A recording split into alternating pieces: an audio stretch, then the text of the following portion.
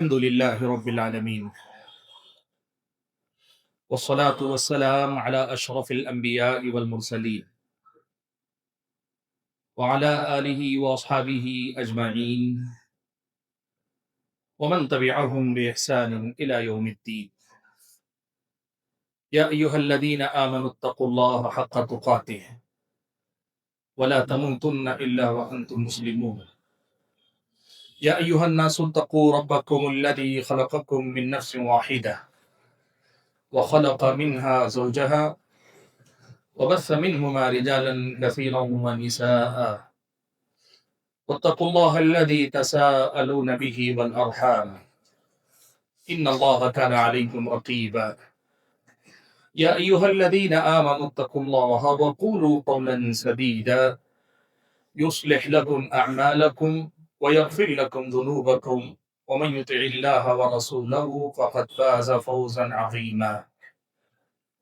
أما بعد فأعوذ بالله من الشيطان الرجيم. بسم الله الرحمن الرحيم. إنما الصدقات للفقراء والمساكين والعاملين عليها والمؤلفة قلوبهم وفي الرقاب والغارمين وفي سبيل الله وابن السبيل فريضة من الله والله عليم حكيم. محترم المقام صدر اجلاس، معزز علماء کرام، بزرگوں، نوجوان بھائیوں اور پردہ نشین خواتین اسلام، ماہ رمضان کے ان مبارک ایام میں آج آپ کی اس مسجد میں آپ حضرات و خواتین نے یہ جو مجلس سجائی ہے، ظاہر سی بات ہے اس کا بنیادی مقصد ماہ رمضان کی عبادتیں اور ان عبادتوں سے متعلق احکام اور مسائل کو سیکھنا اور جاننا اور اس رمضان کو ایک کامیاب رمضان بنانے کی کوشش کرنا، یہ اس کا بنیادی مقصد ہے۔ اسی پروگرام میں ایک عنوان زکوٰۃ کے مصارف سے متعلق رکھا گیا، تو میں سب سے پہلی بات یہیں سے شروع کروں گا کہ ہمارے سماج میں جو غلطیاں رائج ہیں ان میں سے ایک بہت بڑی غلطی یہ بھی ہے کہ لوگوں نے زکوٰۃ کو بھی رمضان کے مہینے سے بعد لیا ہے، جبکہ ماہ رمضان سے زکوٰۃ کا کوئی لینا دینا نہیں۔ زکوٰۃ کے فرض ہونے کا وقت آپ کے پاس جس وقت مال آیا، سال کے 12 مہینے میں کبھی بھی آپ کماتے ہیں، مالک ہوتے ہیں سونے کے، چاندی یا دیگر جو بھی زکوٰۃ کے اصناف ہیں اس کے پیسے، روپیہ کے، جب آپ کے پاس پیسہ آیا وہاں سے ہجری تاریخ کے اعتبار سے جس دن آپ پر 1 سال مکمل ہوا اسی دن زکوٰۃ فرض ہو گئی۔ اور نہ صرف یہ کہ فرض ہوئی بلکہ شریعت کی مصلحت اور مقصود اسی میں ہے کہ آدمی اسی وقت زکوٰۃ نکال لے، اسی وقت آدمی زکوٰۃ کو ادا کر لے، یہ اس کی ذمہ داری ہے۔ اس لیے کہ زکوٰۃ ایک ایسا مصرف ہے اللہ تعالیٰ نے جو نکالا ہے شریعت اسلامی میں، جو اللہ نے مقرر کیا ہے، اس کے پیچھے جو مقاصد ہیں وہ مقاصد سال کے 12 مہینے ہمارے سماج میں پائے جاتے ہیں۔ فقیر صرف رمضان میں نہیں ہوتے، مسکین صرف رمضان میں نہیں ہوتے، تالیف قلب کا مسئلہ صرف رمضان میں نہیں ہوتا، یا اللہ کی راہ میں جہاد کا مسئلہ ہو، مسافر کی مدد ہو، جو مصارف میں آپ کے سامنے ذکر کروں گا، سال کے 12 مہینے میں کبھی بھی ہو سکتے ہیں۔ لہذا زکوٰۃ جب سال مکمل ہو جائے تب کے تب نکالنا چاہیے، اسے رمضان سے باندھ لینا غلط ہے۔ اب یہ صورتحال ہے کہ لوگ حساب رکھنے میں حرج محسوس کرتے ہیں، تکلیف محسوس کرتے ہیں، اس لیے رمضان میں مساجد کے اندر ایک خطبہ جمعہ زکوٰۃ پہ دیا جاتا ہے، لوگوں کو باقاعدہ رمضان کے موقع پہ زکوٰۃ کے مسائل یاد دلائے جاتے ہیں۔ آپ حضرات و خواتین سب سے پہلی اصلاح یہی کر لیں کہ زکوٰۃ کا ماہ رمضان سے کوئی لینا دینا نہیں ہے۔ مال پر جب سال مکمل ہو جائے، نصاب کو کوئی زکوٰۃ کوئی مال پہنچ جائے، یا پیداوار میں زکوٰۃ ہے تو جب پیداوار نکل آئے اس وقت اس کی زکوٰۃ نکل جانی چاہیے، اور بر وقت جو مستحق لوگ ہیں ان کو ملتا رہنا چاہیے، تاکہ یہ زکوٰۃ سال بھر سماج کے ان مستحق افراد کی ضرورتوں کو پورا کرتا رہے۔ یہ پہلا بنیادی مسئلہ ہے جو آج کی اس مجلس میں مجھے آپ حضرات و خواتین کے سامنے ذکر کرنا۔ زکوٰۃ ادا کرنے میں تاخیر کرنا یا یہ کہنا کہ حساب رکھنے میں مجھے مشکل ہوگی اس لیے میں رمضان سے رمضان ادا کروں گا، یہ صحیح طریقہ نہیں، اس طریقے سے ہمیں باہر نکلنا چاہیے۔ حاضرین گرامی قدر، دوسرا بڑا مسئلہ جو آپ کے سامنے اس وقت ذکر کرنا چاہتا ہوں تمہید کے اندر ہی، وہ یہ ہے، ہر عبادت آپ پر فرض ہے، اس عبادت کو سیکھ کر انجام دینا آپ پر فرض ہے۔ نماز آپ پر فرض ہے تو نماز کے مسائل سیکھنا آپ کے اوپر فرض ہے۔ طہارت کی ضرورت آپ کو پیش آتی ہے تو طہارت کے مسائل سیکھنا آپ پہ فرض ہے۔ آپ جس چیز کو ادا کرنے جا رہے ہیں، حج انجام دینے جا رہے ہیں، حج کے مسائل سیکھنا آپ پہ فرض ہے۔ ایسے ہی ایک بہت بڑی بنیادی بات یہ بھی جان لیں، آپ کسی بھی قسم کے مال کے مالک ہوتے ہوں جو نصاب کو پہنچتا ہے تو پھر آپ پر یہ فرض ہے کہ آپ زکوٰۃ کے مسائل خود سیکھیں۔ آپ کو یہ معلوم ہونا چاہیے کہ زکوٰۃ کب واجب ہوتی ہے، کیسے نکالی جاتی ہے، کس کو دی جاتی ہے، شریعت نے زکوٰۃ کے سلسلے میں کیا کیا تفصیلات مقرر کی، یہ سیکھنا آپ پر فرض ہے۔ اور یہ علماء کا کام نہیں ہے کہ آپ علماء پہ چھوڑ دیں، نہیں، جو آدمی نصاب کا مالک ہوتا ہے اسے اپنی زکوٰۃ کے احکام اور مسائل سیکھنے چاہیے، جاننے چاہیے، یہ آپ پہ فرض ہے۔ اور یہ بھی یاد رکھیے گا، اگر آپ نے نہیں سیکھے، آپ نے بغیر سیکھے ہوئے زکوٰۃ ادا کر دی اور زکوٰۃ ادا کرنے میں آپ سے غلطی ہوئی، پیسہ آپ کے پاس سے نکل جائے گا لیکن آپ کے اوپر فرض جو عائد تھا زکوٰۃ ادا کرنے کا، وہ فرض آپ پر سے ساقط نہیں ہوگا۔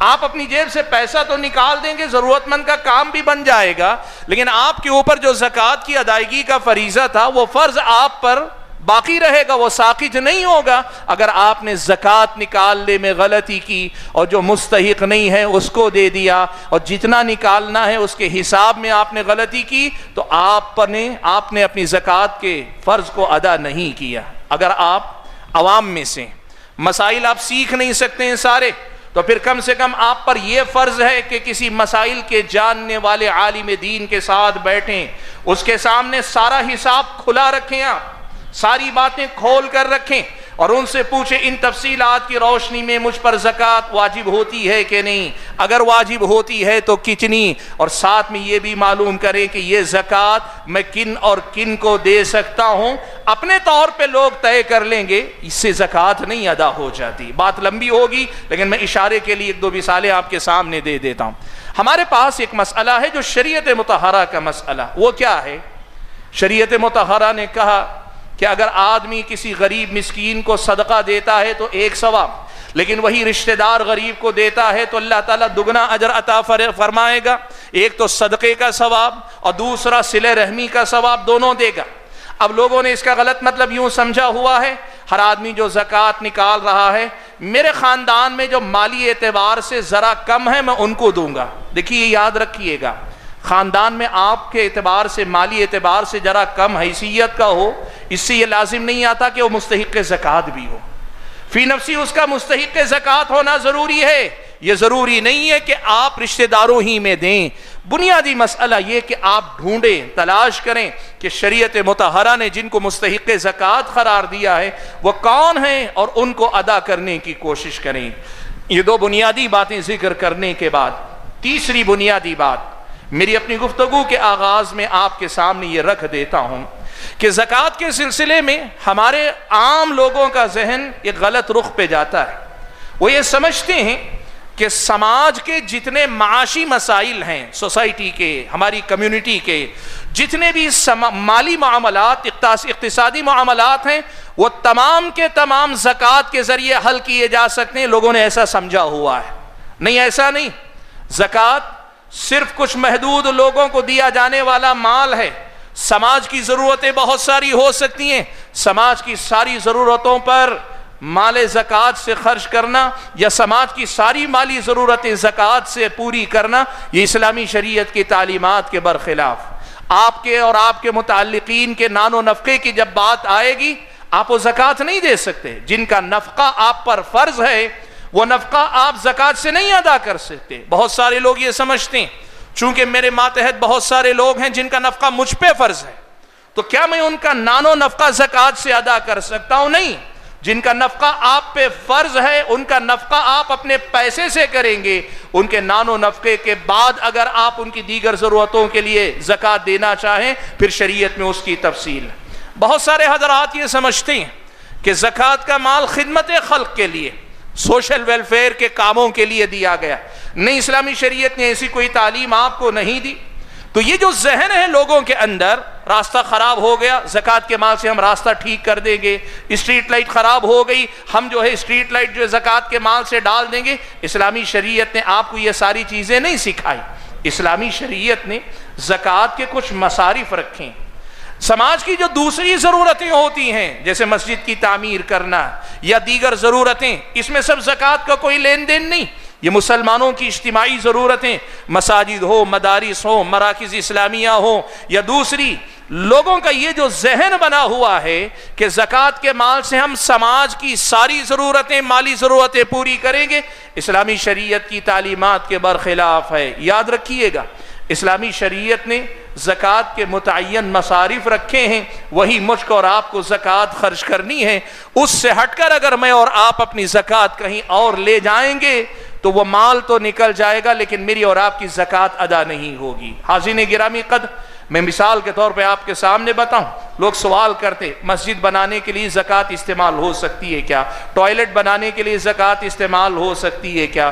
مدرسہ بنانے کے لیے زکوٰۃ استعمال ہو سکتی ہے کیا؟ اور رمضان میں جو کٹ بانٹی جاتی ہے نا لوگوں نے، جو اناج بانٹنے کی، اس میں زکوٰۃ استعمال ہو سکتی ہے کیا؟ آپ یہ بنیادی ذہن الگ کر لیجئے کہ سماج کے جو اجتماعی معاملات ہیں، مالی معاملات ہیں، زکوٰۃ ان کے حل کرنے کا راستہ اسلام نے نہیں رکھا۔ اسلامی شریعت نے زکوٰۃ کے متعین مصارف رکھے ہیں، جو ان مصارف میں آئیں گے انہی پہ خرچ کیا جائے گا، تبھی زکوٰۃ ادا بھی ہوگی۔ ان کے علاوہ کسی اور کو دینا جائز نہیں، اور اگر کوئی دیتا ہے تو اس کی زکوٰۃ اللہ تعالیٰ کی نظر میں ادا نہیں ہوگی، قابل قبول نہیں ہوگی۔ یہ بنیادی مسئلہ ہم اور آپ کو یاد رکھنا چاہیے۔ سوال یہ ہے کہ پھر زکوٰۃ کس کو دی جائے گی؟ قرآن مجید میں اللہ تبارک و تعالیٰ نے بڑے واضح انداز میں اور دو ٹوک انداز میں بتا دیا زکوٰۃ کہاں کس کو دی جانی چاہیے۔ اللہ نے فرمایا، سورہ توبہ کی آیت جو میں نے آپ کے سامنے پڑھی، انما الصدقات للفقراء والمساکین، اللہ تعالیٰ نے کہا صدقات، یعنی یہاں صدقے سے مراد زکوٰۃ ہے، کہ زکوٰۃ تو ان کو دی جاتی ہے، کن کو؟ کہا للفقراء، فقیروں کو، مسکینوں کو، والعاملین علیہا، جو لوگ زکوٰۃ اور صدقات کو جمع کرنے کے لیے بیت المال کی طرف سے مقرر ہوتے ہیں، والمؤلفۃ قلوبہم، دل جوئی کرنے کے لیے، لوگوں کے دل جیتنے کے لیے، وفی الرقاب، گردن آزاد کرنے میں، والغارمین، قرض دار کو، والغارمین وفی سبیل اللہ، اللہ تعالیٰ کی راہ میں یعنی جہاد فی سبیل اللہ میں، وابن السبیل، اور مسافر کو۔ 8 مصارف اللہ نے گنائے ہیں۔ میں تفصیل میں جانے سے پہلے اس بنیادی مسئلے کو واضح کر لوں۔ قرآن کی اس آیت میں اللہ تبارک و تعالیٰ نے انما الصدقات، عربی جاننے والے جانتے ہیں اسے حصر کا اسلوب کہا جاتا ہے، محدود اور محصور کر دیا اللہ تعالیٰ نے، لمیٹڈ، یہی 8 مقامات ہیں، اس کے علاوہ کہیں اور زکوٰۃ نہیں دی جا سکتی۔ مسند احمد وغیرہ کی ایک روایت، سنن ابی داؤد وغیرہ کی ایک روایت ہے حضرت زیاد سدائی رضی اللہ تعالیٰ عنہ کی، لیکن اس کی سند ضعیف ہے۔ اللہ کے نبی صلی اللہ علیہ وسلم نے یہ بات صاف طور پہ اس میں کہی کہ اللہ تبارک و تعالیٰ نے زکوٰۃ کی تقسیم کے معاملے میں مجھے بھی اختیار نہیں دیا، بلکہ اللہ تعالیٰ نے خود 8 اصناف متعین کر دیے، 8 قسم کے مقامات اللہ نے بتا دیے، اور سائل سے کہا اگر تم اپنے آپ کو ان 8 میں سے کسی میں پاتے ہو تو بتاؤ، میں تمہیں دوں گا، ورنہ پھر تمہیں اس میں کوئی حق نہیں پہنچتا۔ میں نے جیسے کہا حدیث سند کے اعتبار سے ضعیف ہے، لیکن اس حدیث کے مفہوم کی تائید آیت کے اس حصر سے ہوتی، انما الصدقات، اللہ نے آیت میں بھی اس میں محصور کر دیا، کہا صدقات انہی کے درمیان تقسیم ہو سکتے ہیں۔ حاضرین گرامی قدر، لہٰذا آج یہ مسئلہ آپ جان لیجئے، آپ میں سے جو بھی صاحب نصاب ہیں جن پر زکوٰۃ واجب ہے، وہ مرد ہو کہ خاتون ہو، وہ یہ جان لیں کہ اگر ان کی زکوٰۃ ادا ہونی ہے اور اللہ کے پاس قابل قبول قرار پانی ہے تو پھر ان 8 مصارف میں، 8 مقامات میں سے کسی ایک مقام پر ہی آپ دے سکتے ہیں۔ ان میں سے ابتدائی 2 مصرف ہیں فقیر اور مسکین، یہ دو قسمیں ہیں، ایک فقیر ہے ایک مسکین ہے۔ فقیر کون ہے، مسکین کون ہے، تفصیل میں گئے بنا میں مختصر آپ کے سامنے یہ گنا دیتا ہوں۔ فقہا کے درمیان، مفسرین کے درمیان فقیر سے مراد اور مسکین سے مراد کون ہے متعین کرنے میں اختلاف ہوا۔ اس میں راجح بات یہ ہے کہ فقیر وہ جس کے پاس کچھ نہ ہو، اور مسکین وہ جس کے پاس ہے لیکن اس کی اپنی جو بنیادی ضرورتیں ہیں اس کی بنیادی ضرورت کو پورا کرنے کے لیے کافی نہیں ہو رہا ہے۔ دیکھو ایک بات یاد رکھو، یہ تو سمجھ میں آتا ہے فقیر جس کے پاس کچھ نہیں، کھانے کے لیے نہیں، پہننے کے لیے نہیں، آدمی کو رہنے کے لیے نہیں، آدمی کے کپڑوں کے لیے نہیں، جو بھی آدمی کی ضرورتوں کے لیے تعلیم حاصل کر رہا ہے، بنیادی تعلیم، ضروری تعلیم یا اس سے آگے بڑھ کر تعلیم، لیکن اس کے پاس پیسہ نہیں، اسلامی شریعت کہتی ہے فقیر ہے۔ اور مسکین وہ ہے کہ جس کے پاس ہے لیکن اس کی ضرورتوں کے لیے کافی نہیں۔ لیکن یہاں ایک بات یاد رکھنی چاہیے، ضرورت سے مراد کون سی ضرورت؟ آج ہر آدمی یہ سمجھتا ہے کہ میری کمائی میری ضرورت کے لیے کافی نہیں، لاکھ روپیہ کمانے والا بھی اپنی ضرورتیں اس قدر بڑھا لے گیا، اسے لگتا ہے کہ 1,00,000 روپیہ بھی میری ضرورت کے لیے کافی نہیں۔ شریعت مطہرہ میں ضرورت سے مراد آدمی کی بنیادی ضرورتیں، کھانا پینا، اس کا اپنا کپڑا اور اس کی جو بنیادی ضرورتیں ہو سکتی ہیں جو زندگی گزارنے کے لیے ضروری ہیں، علاج ہے، معالجہ ہے، آدمی کے اپنے بنیادی مسائل ہیں، ان مسائل کے حل کے لیے اگر آدمی کے پاس پیسہ نہ کافی ہو، ایسے مسکین کو دیا جا سکتا ہے۔ فقیر اور مسکین یہ دو مصرف ہیں۔ سماج میں جو آدمی فقیر ہے، جو مسکین ہے، ان دونوں کو آپ اپنی زکوٰۃ دے سکتے ہیں۔ کتنی دے سکتے ہیں؟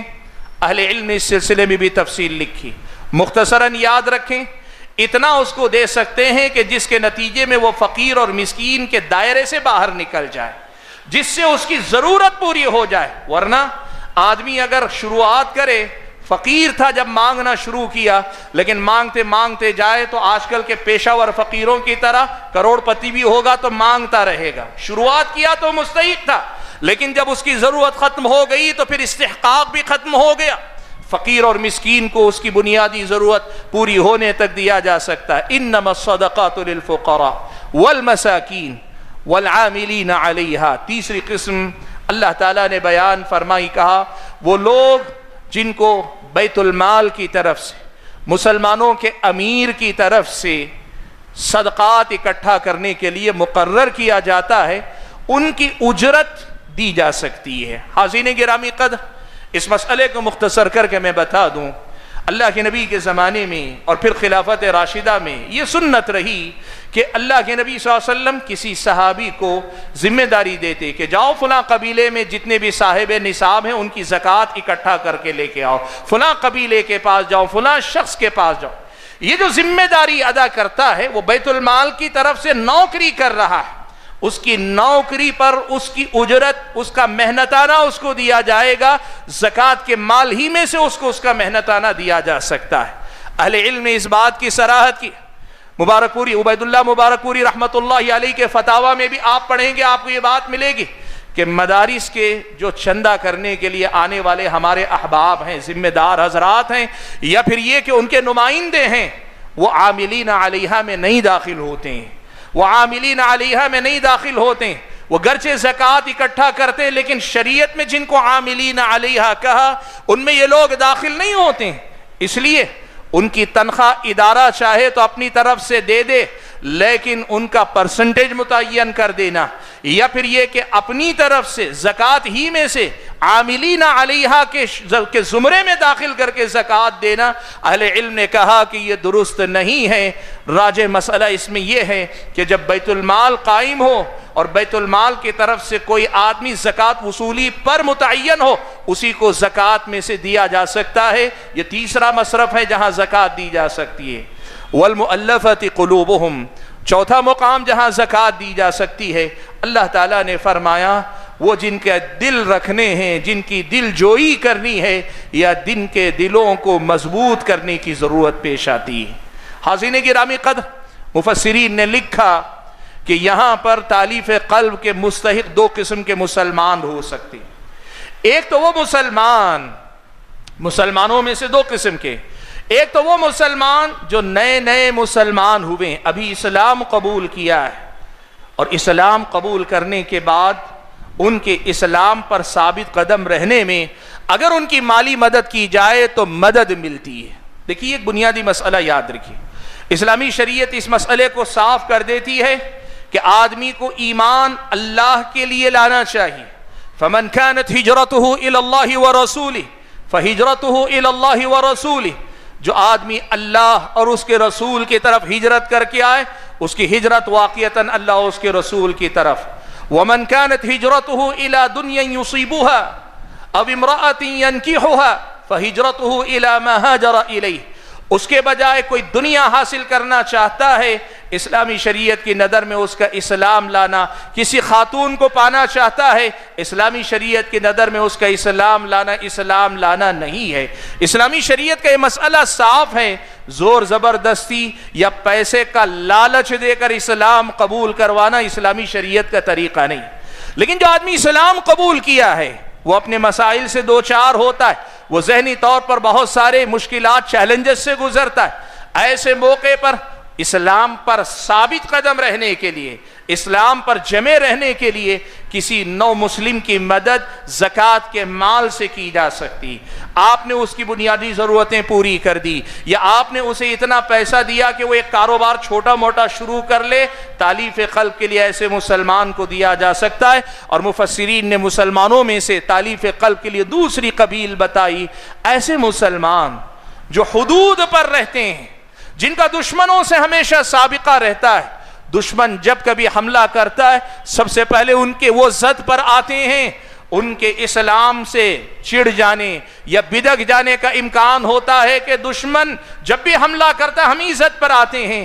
ایسے کسی مخصوص حالات میں جینے والے مسلمان اگر ہیں، ان کی تالیف قلب کے لیے زکوٰۃ دی جا سکتی ہے۔ حضرت ابوبکر صدیق رضی اللہ تعالیٰ عنہ نے اپنے عہد خلافت میں مانعین زکوٰۃ روک کر رکھنے والوں کے پڑوسی جو مسلمان تھے، جو زکوٰۃ اپنی لا کر دیتے تھے، حضرت ابوبکر نے اسی زکوٰۃ میں سے نکال کر ان کو کچھ تحفے میں دیا، کچھ زکوٰۃ دی، تاکہ وہ لوگ یہ محسوس کریں کہ اسلامی خلافت ان کا خیال رکھتی ہے۔ حاضرین گرامی قدر، مسلمانوں میں سے تالیف قلب کے لیے ایسے لوگوں کو دیا جاتا ہے، یعنی آپ کہیں نو مسلموں کے مسائل حل کرنے کے لیے تالیف قلب یہ مصرف استعمال ہو سکتا ہے۔ اور تالیف قلب کی دوسری قسم ہے زکوٰۃ کے مال میں بنیادی طور پر تؤخذ من اغنیائہم وترد فی فقرائہم، زکوٰۃ مسلمانوں سے لی جاتی، مسلمانوں ہی میں لوٹائی جاتی ہے، لیکن تالیف قلب کے باب میں مفسرین کرام نے نقل کیا کہ ایسے غیر مسلم جو مسلمانوں کے حق میں مفید ہو سکتے ہیں، جو مسلمانوں کے حق میں انصاف کی بات کریں گے، جو مسلمانوں کے حق میں معاون اور مددگار ثابت ہو سکتے ہیں، یا اسلام کی طرف راغب ہو سکتے ہیں، مال کی خاطر قبول کرنا نہیں، مسلمانوں کے حسن سلوک کو دیکھ کر اسلام سے متاثر ہونا، ایسے غیر مسلموں کو بھی تالیف قلب کے باب سے دیا جا سکتا ہے۔ یہ مفسرین نے لکھا یہ والمؤلفۃ قلوبہم ہے۔ اس کے بعد اگلا مصرف قرآن مجید میں اللہ تعالیٰ نے فرمایا والغارمین وفی الرقاب، اللہ نے کہا رقاب سے مراد ہے گردن آزاد کرنا، یعنی غلام کو آزاد کرنا، گردن آزاد کرنا یعنی غلام کو آزاد کرنا۔ حاضرین گرامی قدر، غلامی کا دور گزر گیا، آج غلامی کا زمانہ نہیں رہ گیا۔ اسلامی شریعت کا یہ مصرف صحیح قول کے مطابق آج کے دور میں نہیں پایا جاتا۔ میں یہ بات آپ کے سامنے کہنا چاہوں گا، آج کے دور میں ایک بہت بڑی سچائی یہ ہے کہ مسلمانوں میں سے بہت سارے مسلم نوجوان یا مسلم ایسے ہیں جن کے جرم چھوٹے تھے، یا پھر یہ کہ وہ مجرم نہیں تھے، جھوٹے الزامات میں قید خانوں میں داخل کر دیے گئے ہیں۔ بہت سارے حضرات نے وفی الرقاب میں یہ گنجائش پیدا کرنے کی کوشش کی کہ یہاں بھی آزادی ہے وہاں بھی آزادی ہے، لہٰذا قیدیوں کو چھڑانے میں پیسہ زکوٰۃ کا لگایا جا سکتا ہے۔ بعض تنظیمیں ایسی ہیں آپ جانتے ہیں، وہ زکوٰۃ اکٹھا کرتی ہیں یہ کہہ کر کہ ہم مقدمے لڑتے ہیں اس لیے زکوٰۃ کا مال دیا جائے۔ میں بہت صاف لفظوں میں آپ کو بتانا چاہوں گا، جو بے گناہ نوجوان ہیں یا پھر یہ کہ ایسے لوگ جو چھوٹا موٹا جرم کر کے سالہ سال سے اس لیے قید خانے میں ہیں کہ ان کے آزادی کے لیے تھوڑا سا پیسہ خرچ کرنے والا کوئی نہیں ہے، قوم و ملت کی یہ ذمہ داری ہے کہ ان کو چھڑانے کے لیے اپنا پیسہ خرچ کریں، اس میں تعاون کریں، اپنا پیسہ لگائیں. یہ اجتماعی ذمہ داری ہماری ہے، اس میں کوئی شک نہیں. لیکن بھائیوں، وفی الرقاب کا جو مصرف ہے اس میں ان قیدیوں کو چھڑانا داخل نہیں ہے. لہٰذا آپ اپنی زکوٰۃ ایسے کسی معاملے میں نہیں دے سکتے، ایسے کسی معاملے میں نہیں دے سکتے. ہاں، آپ ایک صورت یہ دیکھ سکتے، اسے فقیر اور مسکین دیکھ کر متعین طور پر فقیر اور مسکین کے دائرے میں رکھ کر دے سکتے ہیں. فرق کہاں آتا ہے؟ فرق اس میں آتا ہے کہ آپ ایک ایسا آدمی ہیں جو آدمی اپنی جگہ پہ صاحب حیثیت، جیسے قید خانے میں جانے والے سارے مسلم نوجوان مستحق زکوٰۃ نہیں ہوتے. اب کوئی تنظیم یا کچھ افراد یا کوئی ادارہ، کوئی بیت المال زکوٰۃ کا مال لے کے سب کے مقدمے لڑنا چاہتا ہے، جائز نہیں. لیکن اگر کوئی آدمی ان میں سے ایسا ہے کہ واقعی معنوں میں وہ مال کا محتاج ہے اور مال نہ ہونے کی وجہ سے اس کا مقدمہ آگے نہیں بڑھ رہا ہے، فقیر اور مسکین کے زمرے میں رکھ کر اس کی مدد کی جا سکتی ہے. مسئلہ یاد رکھیں، وفی الرقاب سے مراد غلام آزاد کرنا ہے. قیدیوں کی آزادی کا مسئلہ راجح قول کے مطابق اس میں داخل نہیں، الا ہی کہ یہ قیدی فقیر اور مسکین کے حکم میں داخل ہو جائیں، وہاں سے ان کی مدد کی جا سکتی ہے. اگلا مصرف قرآن میں اللہ تعالیٰ نے کہا والغارمین، قرضدار. کون سے قرضدار؟ آپ اگر تفسیر ابن کثیر پڑھ کے دیکھیں یا بغوی کو پڑھ کے دیکھیں، قرضدار دو قسم کے ہیں. ایک وہ قرضدار جو اپنے آپ میں تو مالدار تھا، کسی اور کے قرض کی ذمہ داری اس نے اپنے سر لے لی. وہ محتاج نہیں، اس کا کاروبار سب کچھ ٹھیک ٹھاک تھا، لیکن اس نے کسی اور کے قرض کی ذمہ داری اپنے سر لے لی. اب اسے ادا کرنے کی طاقت نہیں ہے، اب قرضدار کسی اور کی وجہ سے ہوا ہے. ایسے قرضدار کو زکوٰۃ دی جا سکتی ہے تاکہ وہ جو بوجھ اس نے اپنے سر پہ لیا ہے وہ اتار دے. اسلامی شریعت کی نظر میں یہ کتنی بڑی نیکی ہے. آپ دیکھیے، اللہ کے نبی جنازہ پڑھانے کے لیے آگے بڑھے. اللہ کے نبی صلی اللہ علیہ وسلم نے پوچھا کہ اس پر کسی کا قرض ہے؟ صحابہ نے کہا اللہ کے نبی ہاں قرض ہے. اللہ کے نبی نے کہا تب تم ہی جنازہ پڑھ لو، میں اس کی نماز جنازہ نہیں پڑھاؤں گا. ایک صحابی آگے بڑھے، وہ تو سوچ رہے تھے انتقال کر چکا، اب یہاں اگر پھنسے گا تو آگے نکلنے کا کیا امکان ہو سکتا ہے. اپنے بھائی کے ہمدردی میں اللہ کے نبی کے سامنے کہا اے اللہ کے نبی، اس کے قرض کی ذمہ داری میں اپنے سر لے لیتا ہوں. اللہ کے نبی تب آگے بڑھے، آگے بڑھ کر اللہ کے نبی نے اس کی جنازہ پڑھا دیا. اسلامی شریعت یہ کہتی ہے ہمدردی کا، غمگساری کا، باہم تعاون کا، ایک دوسرے کی مدد کرنے کا یہ مزاج اسلامی معاشرے میں ہونا چاہیے. جو آدمی واقعتاً کسی دھوکے کا شکار ہو کر یا زمانے کی الٹ پھیر کا شکار ہو کر یا مارکیٹ میں جو اچھال اور گراوٹ آتی اس کا شکار ہو کر قرضدار ہو جائے، اس کا قرض اپنے کاندھوں پر لو. آج اس کا قرض آپ لیں گے، کل آپ ضرورت بنیں گے، وہ آپ کا قرض اپنے اوپر لے گا. اور اگر ایسا نہیں بھی ہوگا، آج اس کا قرض اپنے سر لیں گے، اس کا بوجھ اپنے سر لیں گے، روز قیامت اللہ تبارک و تعالی آپ کے گناہوں کا بوجھ آپ پر سے اتار لے گا. بہت فضیلت والا معاملہ. اب ایسا کوئی آدمی قرضدار ہے تو اس کے قرض کی ادائیگی کی جائے گی. اور دوسرے قسم کا قرضدار وہ جو اپنی ضرورتوں کے لیے قرض لیتا ہے، معصیت کے لیے نہیں، گناہ کے کام کے لیے نہیں، اور ناجائز قرضہ نہیں، سود ادا کرنے کے لیے نہیں. آدمی نے اپنی ضرورت کے لیے معقول دائرے میں قرض لیا. آپ جانتے ہیں ہمارے سماج میں قرض لینے والے دو قسم کے. ایک تو وہ ہیں جو یہ کہتے ہیں قرض ملے تو چوری کرنے کیوں جائیں، یعنی آدمی کو نہ ادا کرنے کی نیت ہے نہ طاقت ہے، قرض لیتا جا رہا ہے لیتا جا رہا ہے. اسلامی شریعت کی نظر میں ایسے لوگوں کی تربیت اور تعدیب کی ضرورت ہے. لیکن وہ آدمی جو اپنی ضرورتوں کے لیے لیا، کاروبار کے لیے لیا، صحیح بنیادوں پہ محنت کی، لیکن محتاج ہو گیا، قرضدار ہو گیا، اس کے قرض کی ادائیگی کے لیے پیسہ دیا جا سکتا ہے ایک شرط پر. شرط یہ ہے کہ اس کے پاس قرض کی ادائیگی کے لیے پیسہ نہ ہو. فرق کیسے نظر آئے گا؟ دیکھیے، کاروبار میں آپ سبھی کاروباری ہیں، آپ میں سے ہر ایک آدمی کے پاس پیسہ بھی ہے، قرضہ بھی ہے آپ سب کے پاس. تو آپ پیسہ رکھتے ہوئے اپنے قرض کی ادائیگی کے لیے زکوٰۃ نہیں استعمال کر سکتے، اس لیے کہ آپ اپنے پیسے سے اس قرض کو ادا کر سکتے ہیں. لیکن اگر کوئی آدمی ایسا ہے قرضدار ہے، ادائیگی کے لیے اس کے اپنے پاس اس کا اپنا مال نہیں ہے، ایسے قرضدار کو زکوٰۃ دی جا سکتی ہے. والغارمین. اور چھٹی ساتویں جگہ اللہ تعالیٰ نے بیان فرمائی، کہا وفی سبیل اللہ، اللہ تعالیٰ کی راہ میں. حاضرین گرامی قدر، فی سبیل اللہ شریعت مطہرہ میں عام معنی میں بھی آتا ہے اور خاص معنی میں بھی آتا ہے۔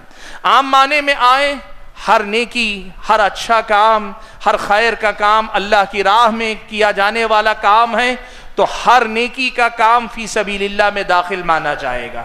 اور اگر خاص معنی مراد لیں تو شریعت مطہرہ میں فی سبیل اللہ کا خاص معنی جہاد فی سبیل اللہ۔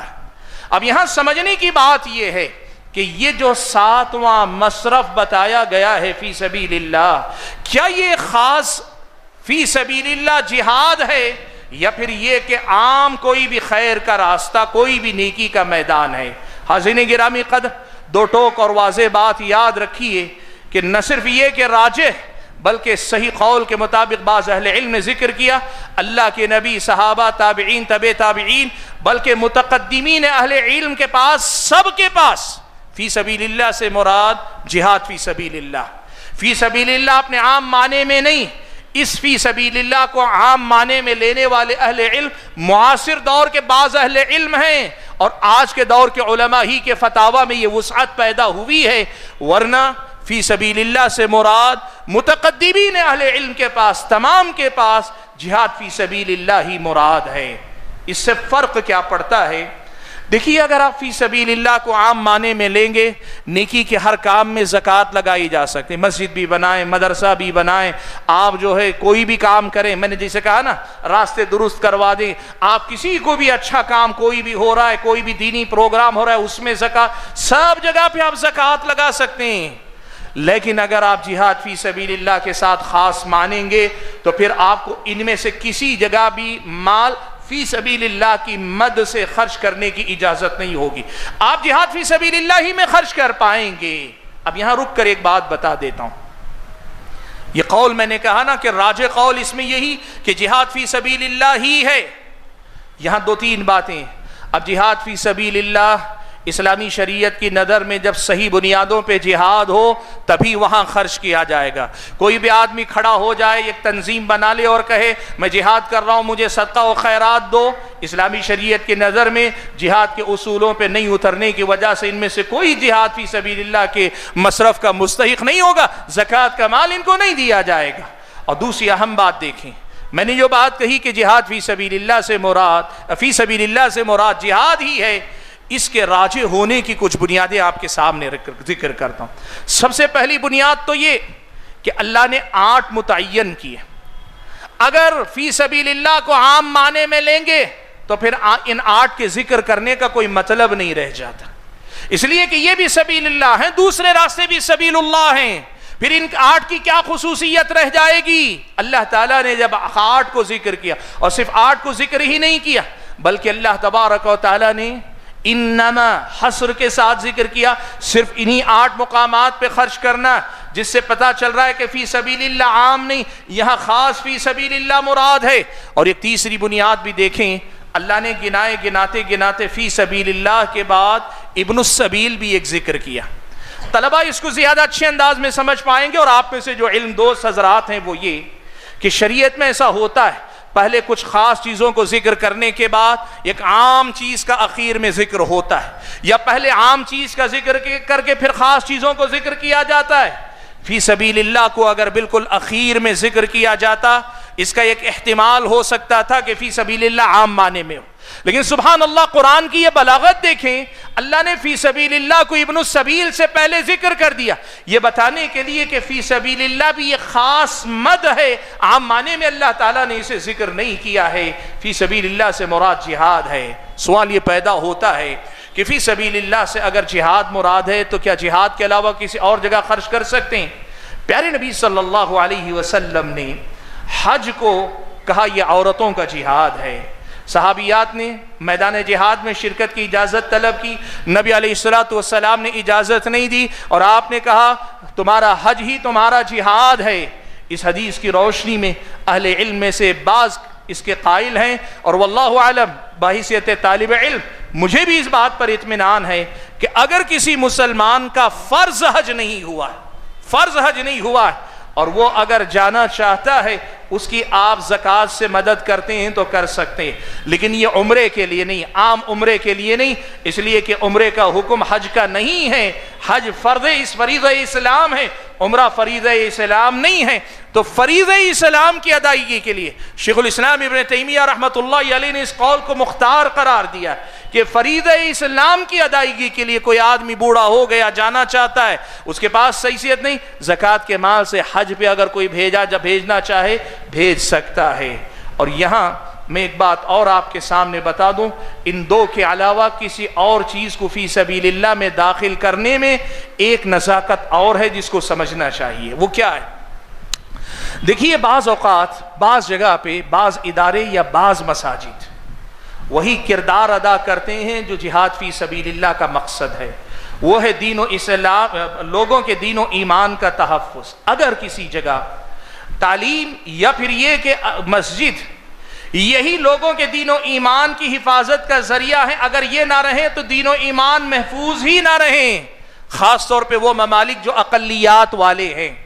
ایسے ممالک میں اگر خاص صورتوں میں، اس لیے کہ یہ بھی جہاد فی سبیل اللہ کے مقاصد ہی کو پورے کرنے والے ہیں، اگر وہاں زکوٰۃ خرچ کی جا سکتی ہے تو یہ جائز ہے۔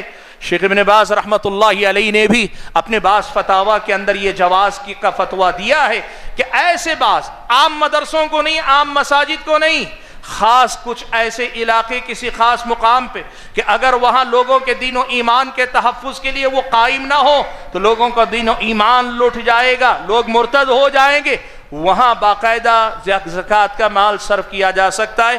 حاضرین گرامی قدر، سارے مسائل کی باریکیاں دیکھنے کے بعد فی سبیل اللہ میں زیادہ سے زیادہ اتنی ہی گنجائش نکل پاتی ہے۔ عام مدارس یا دیگر فی سبیل اللہ کے اس مفہوم میں داخل نہیں، یہی بات زیادہ راجح معلوم ہوتی ہے۔ اور آخری مصرف ابن السبیل، مسافر، ایک ایسا مسافر جو آپ کے پاس آیا ہے، ہو سکتا ہے وہ فقیر ہو اور ہو سکتا ہے اپنے شہر میں مالدار ہوگا، لیکن بر وقت وہ محتاج ہو گیا ہے، تو اسے اتنا مال دینا کہ جس سے وہ اپنے سفر کو مکمل کر کے اپنے ٹھکانے پہنچ جائے، جس سفر پہ نکلا ہے اس سفر کو پورا کر کے واپس اپنے مستقر پہنچ جائے، اتنا مال زکوٰۃ کے مال سے مسافر کو دینا اسلامی شریعت کی نظر میں اس کی مدد کرنا جائز ہے۔ یہ 8 مصارف ہیں، انہی 8 مصارف میں آپ اپنی زکوٰۃ دے سکتے ہیں۔ حاضرین گرامی قدر، بات کو میں ختم کر لوں گا، لیکن ختم کرنے سے پہلے ایک بڑی اہم بات آپ کے سامنے ذکر کرنا چاہتا ہوں۔ حاضرین گرامی، آپ اور میں یہ بات اچھی طرح جانتے ہیں، اور ابھی آپ نے سنا تو سمجھ میں آیا، مدارس اسلامیہ کا اس آیت میں کہیں ذکر نہیں، اسلامک دعویٰ سینٹرز کا یہاں کہیں اس میں 8 میں ذکر نہیں ہے، اور ایسے ہی دیگر جو مسلمانوں کے طرح طرح کے بیت المال سے خدمت خلق کے جو عام کام ہوتے ہیں، ایسے بیت المال کا بھی ذکر اس آیت کے اندر اللہ نے نہیں کیا۔ اب آپ جانتے ہیں کہ اسی مسئلے کو لے کر جو آپ میں سے پڑھے لکھے لوگ ہیں جانتے ہیں، سوشل میڈیا پہ بڑا لمبا ہنگامہ چلا، کافی اختلاف ہوا ہے، لوگوں نے صاف طور پہ لکھا مدرسوں کو زکوٰۃ اگر دیں گے تو زکوٰۃ آپ کی ادا نہیں ہوگی۔ اب دوسری طرف جن کے اوپر زکوٰۃ فرض ہے وہ لوگ پریشان ہیں، وہ کہہ رہے ہیں کہ کس کا مطلب یہ ہوا کہ ہم مدرسوں کو زکوٰۃ نہیں دے سکتے۔ بھائیو، یہ مسئلہ یاد رکھو، یہ جملہ اگر آج آپ کہتے ہیں کہ مدرسوں کو زکوٰۃ دینا جائز نہیں ہے، آپ کا جملہ صحیح بھی ہے غلط بھی ہے، آپ کا جملہ صحیح بھی ہے غلط بھی ہے۔ میں بڑی ذمہ داری سے یہ بات آپ کے سامنے کہہ رہا ہوں۔ صحیح اس اعتبار سے ہے کہ 8 جو مصارف اللہ نے ذکر کیے ان میں مدرسہ نہیں ہے، مرکز نہیں ہے، مسجد نہیں ہے، یہ بالکل صحیح بات ہے یہاں تک۔ لیکن اگر کوئی اس کا مطلب یہ سمجھ رہے ہیں کہ مدرسوں کو علی الاطلاق زکوٰۃ دینا آج کے حالات میں ملک میں جو ہمارے جو کچھ صورتحال ہے حرام ہے، تو پھر وہ نزاکت اور باریکی کو نہیں سمجھ رہے۔ بھائیو، صحیح مسئلہ اس سلسلے میں کیا ہے یاد رکھیے، اصل میں ہوا یہ کہ لوگوں نے یہ مان لیا کہ اب جو بھی زکوٰۃ آتی ہے یا تو مدرسوں کو دے دیتے ہیں یا دعویٰ سینٹرز کو دے دیتے ہیں، کہیں اور فقیر، مسکین، بیوہ، یتیم، ضرورت مند، حاجت مندوں کو مال نہیں پہنچ رہا ہے، ضرورت مندوں کی ضرورتیں پوری نہیں ہو رہی۔